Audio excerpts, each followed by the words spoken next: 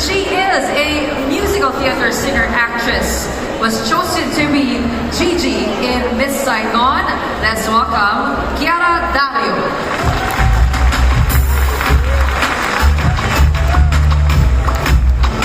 Hello, hi. Good morning. Good morning. Well, unang-una, we have an audience full of women. Your message to them for Women's Month and International Women's Day. Well, thank you to all the women who showed up today and to the men also who are supporting us this International Women's Month. Good morning, everyone. Inka? Hi everyone, good morning. Echoing Bella, thank you so much for coming today. We're very excited to discuss things with you. Happy International Women's Month and International Women's Day to everyone present. Thank you for coming. Pwede bang pasample ng airlines po? Ay, the airlines. Pag hindi nila naalala. Good morning, it is now 10:55. Thank you for coming to Go Negosyo.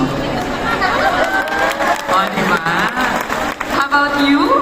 Hi everybody, thanks so much for coming on this beautiful morning. Happy International Women's Day and Women's Month. But as I always say, every day is Women's Day. Amen. That's Kiara. All right. I know that you guys have been through a lot of transformations, transitions. You being an actress, moving on to being a director. You from being a voice talent, now to being very active on TikTok, and you doing music and doing theater at the same time. Please tell us what made you decide to evolve, to transform yourself into these different roles. Let's start off with Inka. So, from the transition from being a voice talent to now being in front of everyone is a very stark and it's so different because when you're a voice talent, you're always behind the scenes, right? And I think what made me transform into something different is the need for it, because at the time when I started my content creation journey, that was during the pandemic, and there was hardly any work.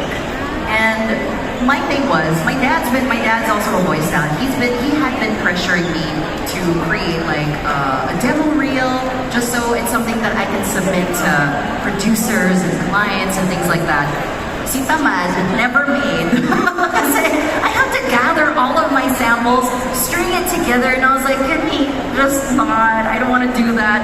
So I figured, why don't I just start making videos of commercials showing clients and producers what I can sound like if they get me for like their food.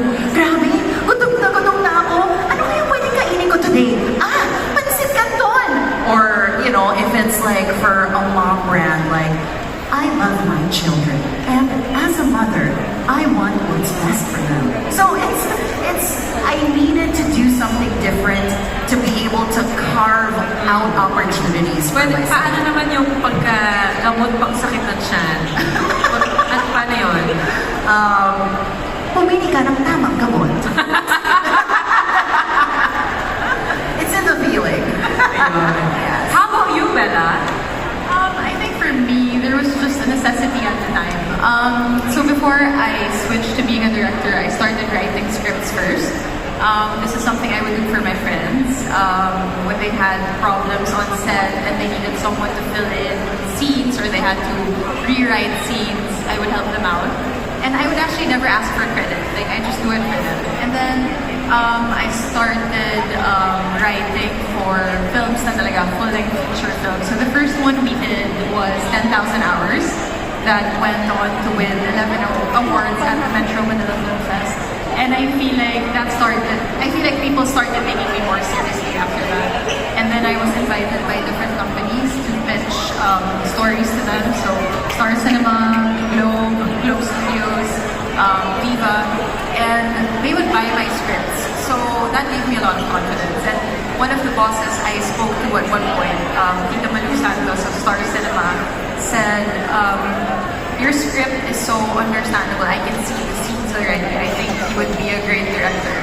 And at that time, I was doing a TV show with ABS-CBN, and it just wasn't in the picture. Like, I couldn't imagine myself directing a full-length feature film because we were working Mondays to Sundays and I was taking classes with Sir Ricky Lee. So I would really fill in my days. So sabi ko, parang imposible. And then the pandemic happened and I realized all my friends are jobless. So I know I was given a privilege to work as an actress for the last 16 years, and that comes with a lot of perks. You know, I was able to tide myself over during the pandemic, but not everyone was in the same position.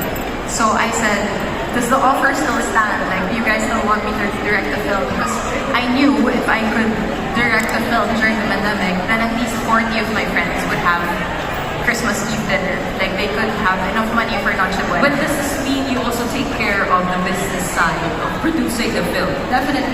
It's from 0 to 100. Wow. So down to, so I always co-produce also my films. I believe you should be the #1 fan of your work. So if I am asking for money from a production house to produce my films, then I should believe in my film that much as well. So I usually put an amount that I think works for me also. So I produce, I write, I direct, I choose the songs. But you still act? I do. So the first 2 movies I directed, 366 and Yung Libros na Napanood Ko, which are available on Netflix and Amazon Prime now. I both starred and directed in a row. Wow, walang pa natin. Pag gusto mo, kaya mo. Tama. Yan talaga yun. True. Marami pa ako itatanong pero save muna natin. Dito muna tayo. No? Oo. You know, Kiara, theater also, I think it's very scary. It's a very scary, volatile industry because alam naman natin during the pandemic, the theaters locked down. So many people did not have work. I saw my theater friends, they had to perform in front of a screen. How was that for you? And what made you stay up until this point? Actually, I started doing theater professionally when I was 14, so I'm still in high school.